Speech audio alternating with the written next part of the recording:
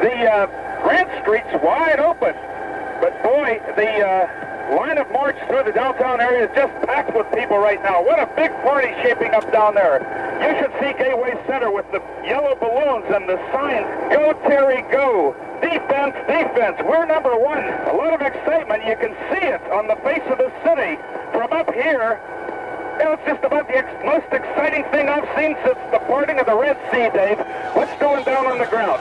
We've got a nice crowd in this area. There's a crowd gathering, as Mike was telling you, from up above, and he's missing all the fun, because all the fun is down here. If I can get to my band, we'd like to have them play a little song for all the people in the Pittsburgh area. Just a quickie to give you an idea of the fun crowd, the family-type crowd that's in downtown Pittsburgh right now. Here's Jack Purcell and his boys.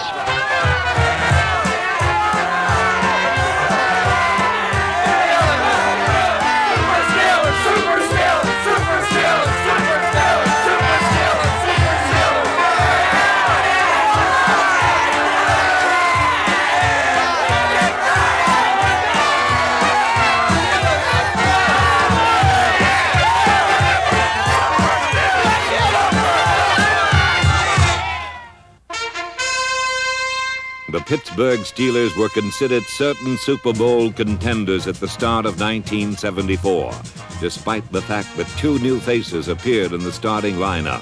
Of all places, they were at quarterback, where three-year pro Joe Gilliam would start, and at middle linebacker, where a rookie, Jack Lambert, number 58, treaded water for a while, got his feet wet, and then came on with a splash.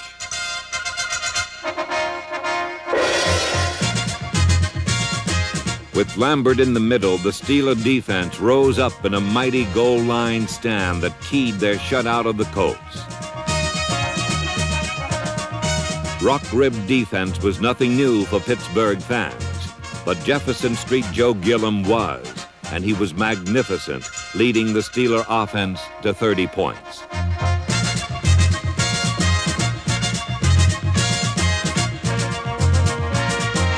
Two first-year wide receivers, John Stallworth, number 82, and Lynn Swann, number 88, also had splendid debuts. In all, 14 rookies made the Steeler roster, and mixed with young veterans like Frank Lewis, number 43, the Steelers were young, but they were tough.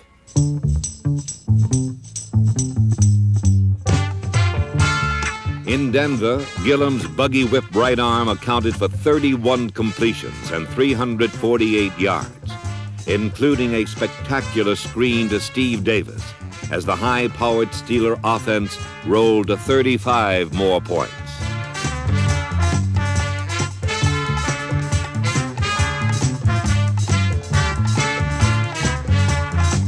But Pittsburgh also gave up 35 points, and the Steelers settled for an unsatisfying tie. Then, after scoring 65 points in their first two games, the Steeler offense disappeared.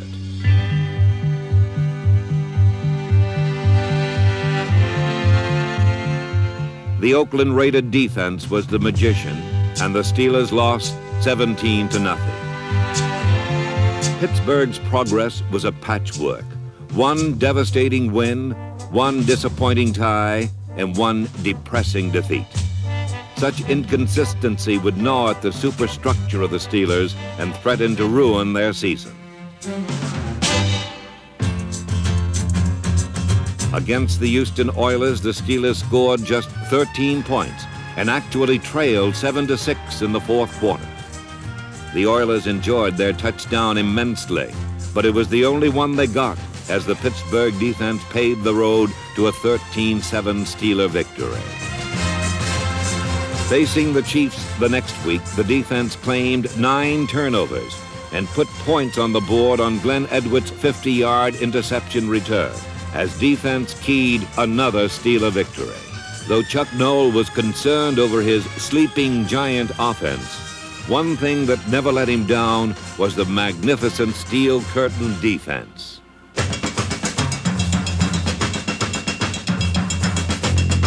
The strength of the Steeler defense is the front four. Number 68, L.C. Greenwood. Number 75, Joe Green. Number 63, Ernie Holmes. and number 78, Dwight White. Mad Dog, Mean Joe, Fats, Hollywood Bags. Arrowhead Ernie pointed the way to the pass pocket, and no matter what you called them or in what order you named them, the Steeler front four just kept coming. By the end of the regular season, 52 pass pockets had been pillaged.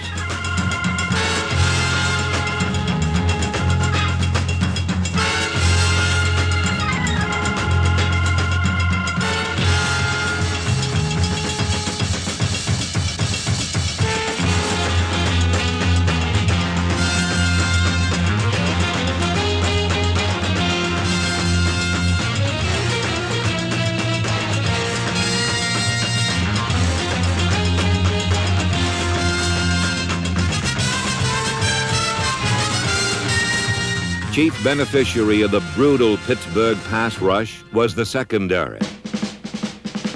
Steeler most valuable player safety Glenn Edwards. Cornerbacks Mel Blunt, number 47. And J.T. Thomas, number 24. And safety Mike Wagner, number 23. The Steeler front four was equally brilliant against the rush, and freed of much run responsibility, the stickers in the secondary were left looking for someone with his head down or drooling for the ball. By the end of the regular season, 25 enemy passes had been pirated. Outside linebackers Andy Russell, number 34, and Jack Ham were different, yet similar. Russell is one of the leading proponents of the blitz. And no linebacker intercepted more passes than number 59 Jack Ham in 1974. But one thing no one ever did was break outside of either man.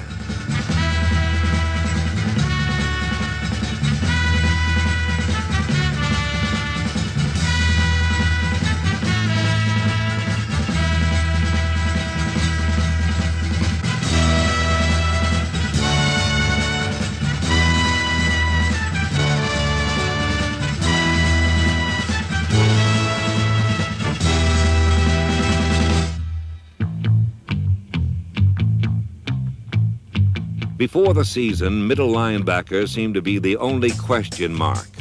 But rookie Jack Lambert from Kent State turned question mark into exclamation point. Joe Green put it rather well when he said, "Jack Lambert is so mean, he doesn't even like himself."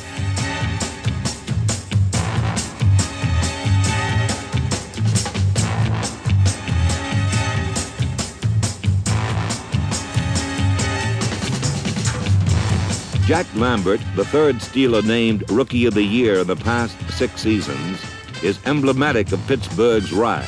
34 current Steelers are original Pittsburgh draft choices, and several rookies made it big this season, including Lambert and wide receivers Lynn Swann, the number 1 pick from USC, and John Stallworth, chosen in round 4 from Alabama A&M.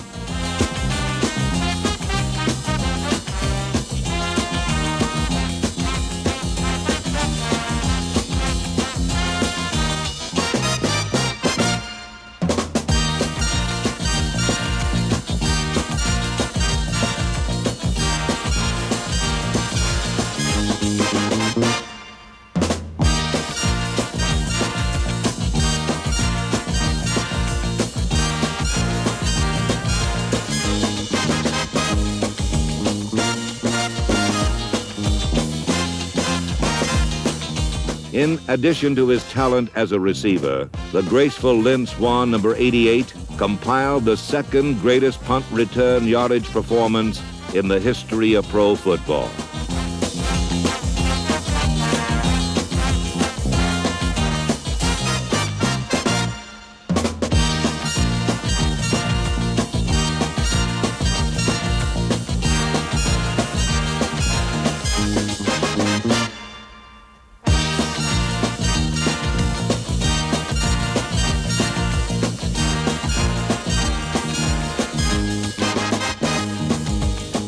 Swann's performance was a tribute to Steelers' special teams. Roy Gerela, who led the American Conference in scoring for the second straight season, and 11-year veteran and oldest Steeler at 36, Bobby Walden, put the ball in play and everyone else bombed after it.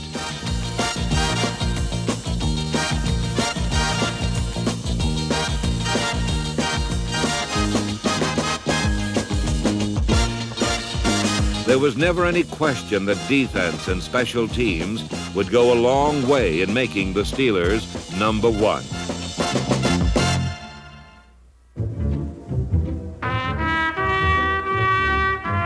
The Pittsburgh offense was in a period of transition. On the season's 6th Sunday, the Steelers beat the Browns 20-16. But the magic had gone out of their aerial circus, and it was becoming increasingly clear that the Steelers would have to run for their playoff lives.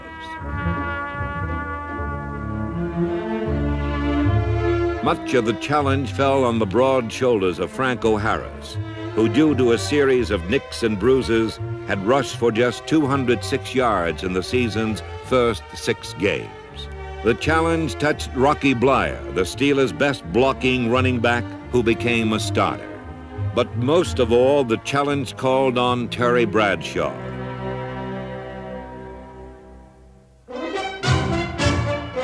If the Steelers were to run to a title, who better to step behind center than the strongest running quarterback in the league?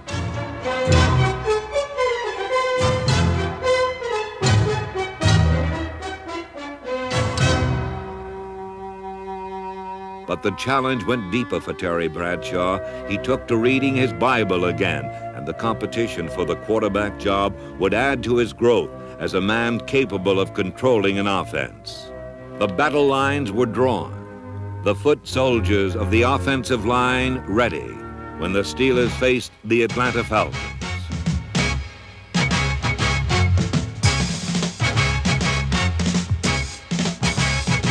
Rocky Bleier proved to be more than just a blocker, and Franco Harris rushed for over 100 yards for the first time in 1974, beginning a streak that would see him gain exactly 800 yards in the season's last 8 games.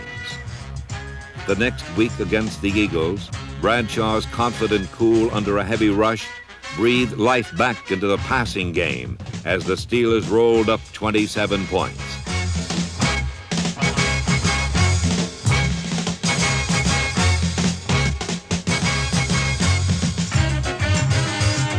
The Eagles got no points and were outscored when Mel Blount returned an interception for a score. With a crushing 27-0 victory and a 6-1-1 record, the Steelers at last appeared to have everything together. But the sword of inconsistency still hung over them.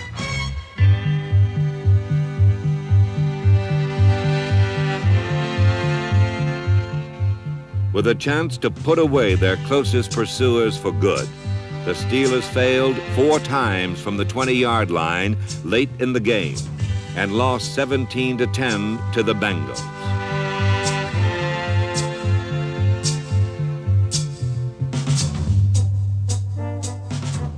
After 2 convincing wins, an inconsistent performance by the Pittsburgh offense again cast a shadow of doubt on the Steelers season and led to another change.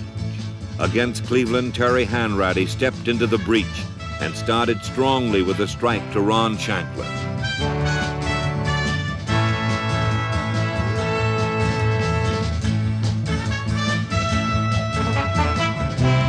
But Hanratty would complete just 2 passes in the game, and the 74 Steelers success formula was called on again.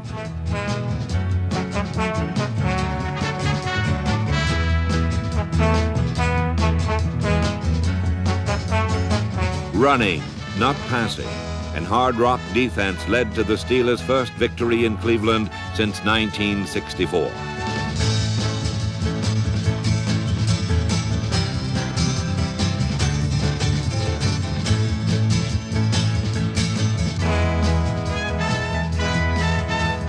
When the Steelers met the Saints, 2 more changes were made. Steve Furness, number 64, filled in for the injured Ernie Holmes on defense. On offense, Terry Bradshaw was back as Pittsburgh punished New Orleans 28-7. With another brace of impressive wins, the Steelers again seemed to be gathering momentum. But then the bugaboo of inconsistency flew up and bit them again. Playing in a blizzard, the Steelers managed just 10 points and lost to the Oilers. This was the blackest loss of all, for it kept the Bengals alive as the Steelers traveled to Foxborough for a tough game against the Patriots.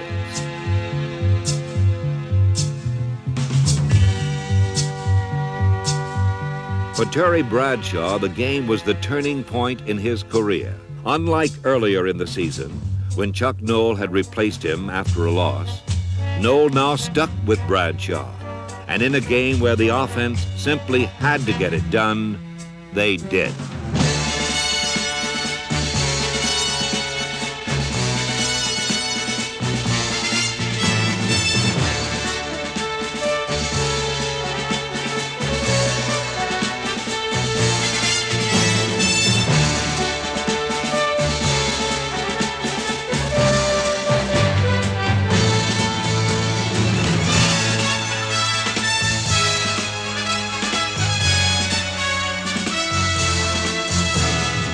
The Steelers were champions of the AFC Central Division, but their crowning as division titleists was greeted as much with a sigh of relief as with a joyous shout. For the end to an on-again, off-again regular season was behind them, and a new one was just beginning.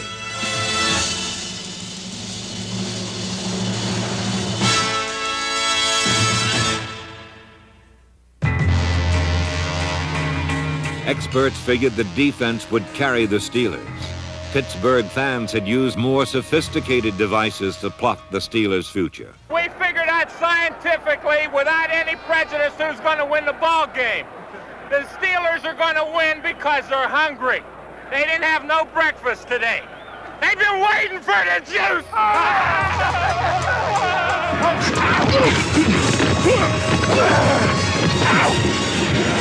Let it go, Doc Heller!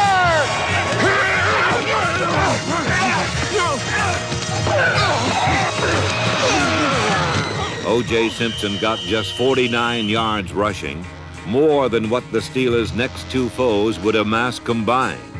But defense did not win this game for the Steelers. The awakening Steeler offense won this one. The Pittsburgh attack took wing as Terry Bradshaw generaled his forces to over 400 yards and 32 points.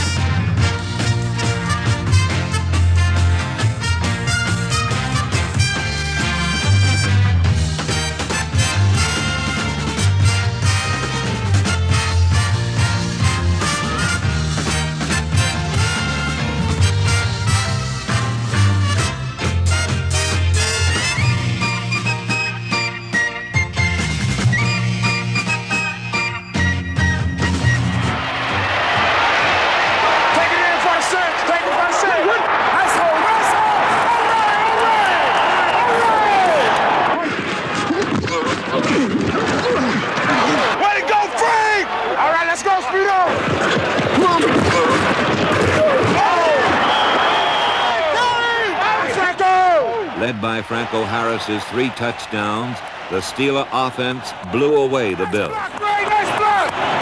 Just when you get around, just slow down so I can hit you like a hook. Okay. And we got all kind of running room. Yeah. Pass! Pass! Pass! Pass!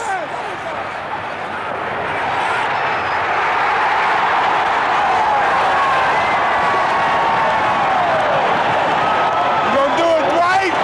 Right! Can I get something? When we get down to Oakland, we gonna be the best, right on, Swan? We're going to be back at home on the coast. We're going to kill them, baby. Pittsburgh's going to the Super Bowl. We got a feeling. Pittsburgh's going to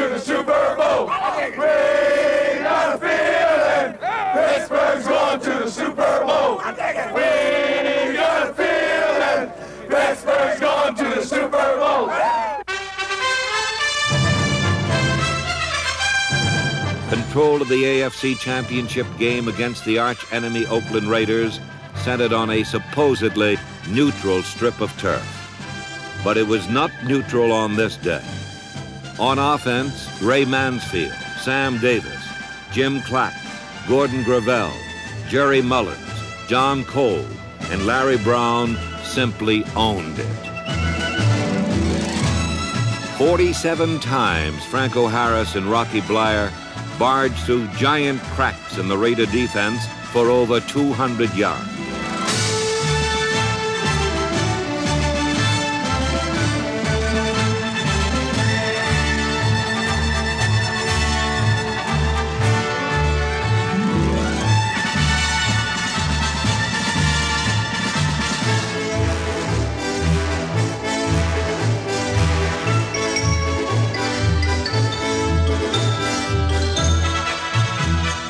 Franco Harris cracked the end zone twice more, and with Terry Bradshaw throwing short and long, plain and fancy, and always straight, the Steelers moved in for the kill.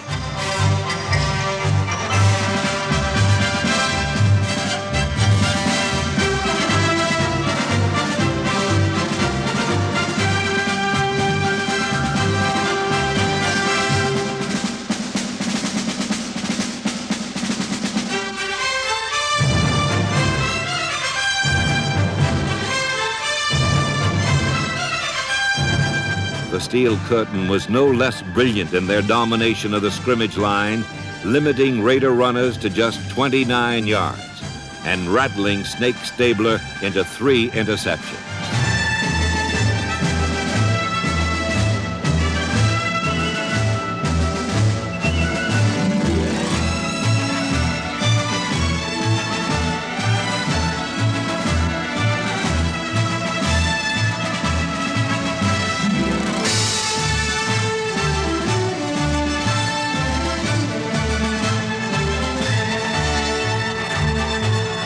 With an awesome display of offensive and defensive football, the Steelers earned their first ever conference championship.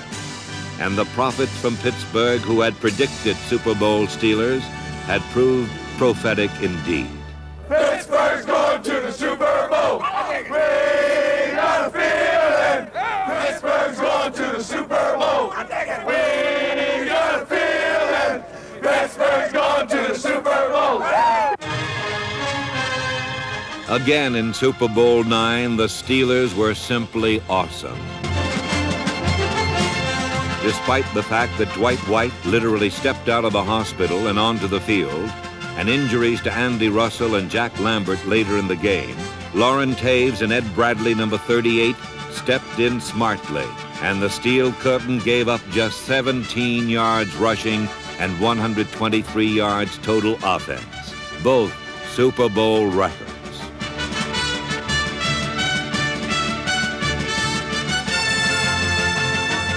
Fittingly, in a half dominated by defense, the only score was a safety. And with a 2-0 lead, the Steelers got a break on the second half kickoff.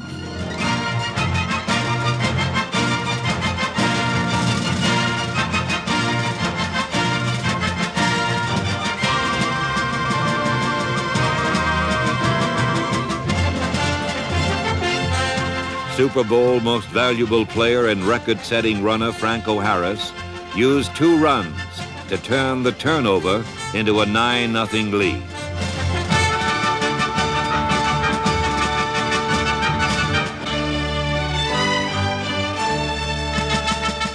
Though Pittsburgh had dominated, a blocked punt left them with a precarious lead with 10 minutes to go.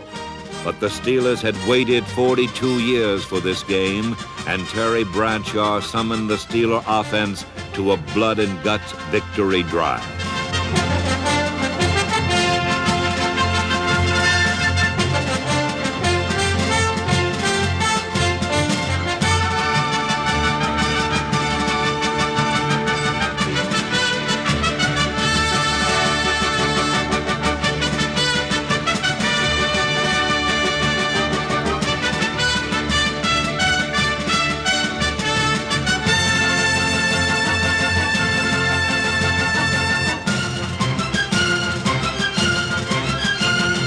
With their third straight total destruction of championship caliber competition, and in their 43rd year of existence, the Steelers laid waste to the tired tag, same old Steelers.